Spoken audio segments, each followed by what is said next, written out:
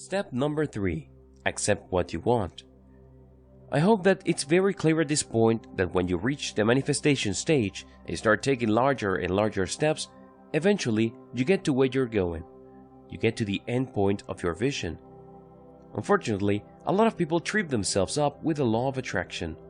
They can see their desires materializing during the manifestation stage, however, they don't get around to claiming it. They doubt it. They say to themselves, well, I just got lucky, or well, what do you know, it's working, but it is going to be permanent. What if this is just a one-time thing? What if somebody was just helping me out and doing things out of their kindness of their heart? And on it goes. The bottom line is, they don't claim it. Instead, they doubt it and think that it isn't real. And the worst part to all of this is that at the back of their heads, they feel they just got lucky and ultimately, they don't deserve it. How sad. Seriously, it's like going on a journey of 1,000 miles, and by the time you get to your final destination, you say to yourself, well, this is not what I expected. Or, I'm at the wrong spot, I'll go back. Pathetic. And this is precisely the kind of game a lot of people play. Now, it's sad because those people are actually a tiny fraction of the ones that started the journey. Most people don't even get to this stage. It really is quite troubling that when that surviving fraction of strivers and seekers make it to the stage, they somehow, some way, sabotage themselves. You have to accept what you want. Accept it mentally by saying to yourself and proving to yourself that you deserve it. It's not like something handed you that job you got you in that corner office. It's not like somebody, out of their kindness of their heart, threw you a freebie and gave you a multi-million-dollar contract.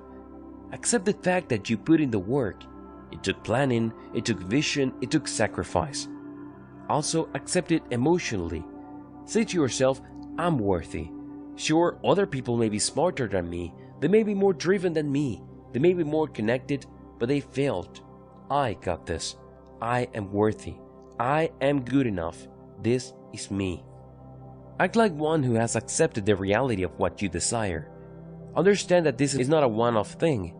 Understand that your vision became real precisely because you have changed inside. This is just the last part. This is actually just the icing on the cake. You have manifested the change that you have chosen inside. It's all purposeful, it's all by control, and you did it. So accept this reality. Accept your power to affect this reality because you did not engage in some sort of black magic. You did not cheat people. You did not use some sort of magical pill that transformed you. No, you changed your mindset. You changed your attitude. You went from somebody who kept saying, I don't have the money, to somebody who keeps saying, how can I afford that? What do I need to do? Do you see the difference? Accept that reality that you desire has become real. Recognize the steps that got you to where you are. Don't fear them. Don't dismiss them in your mind saying, oh, these are one-time things. They're not going to happen again. I just got lucky. I'm telling you, if you want the law of attraction to become real in your life, and most importantly, to become a tool that would enable you to unlock the unstoppable winner that you truly are, you have to stop believing in luck. You make your own luck. You start making your own luck when you start thinking a certain way. You change the direction of the fortune in your life when you start changing how you deal with your emotions. Recognize the step that got to your vision and don't fear them.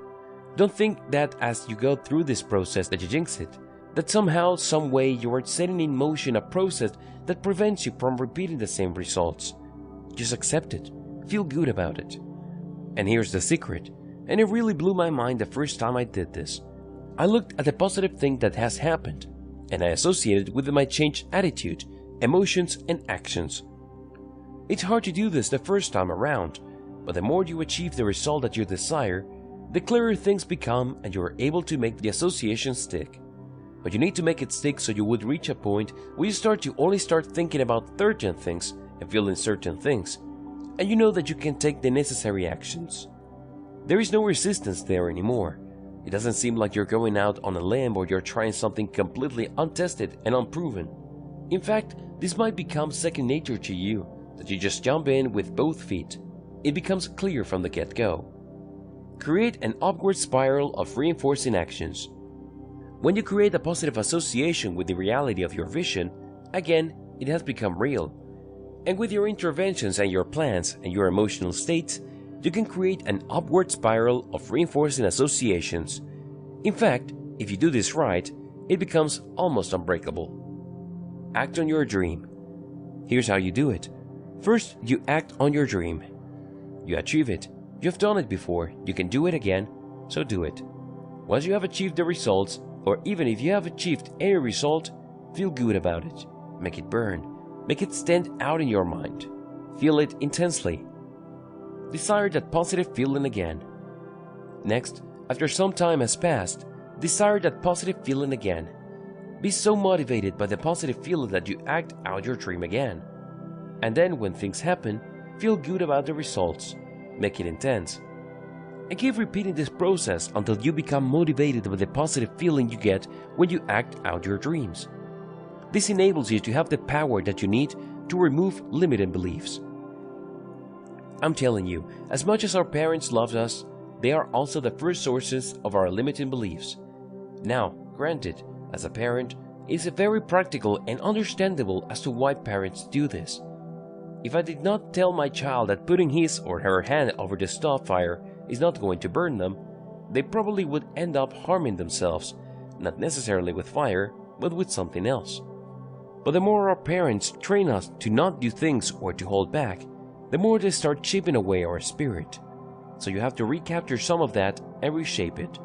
Transform it from the limiting beliefs that hold you back to positive guidance that keeps you out of trouble, but at the same time, give you enough freedom and latitude to live a more effective life.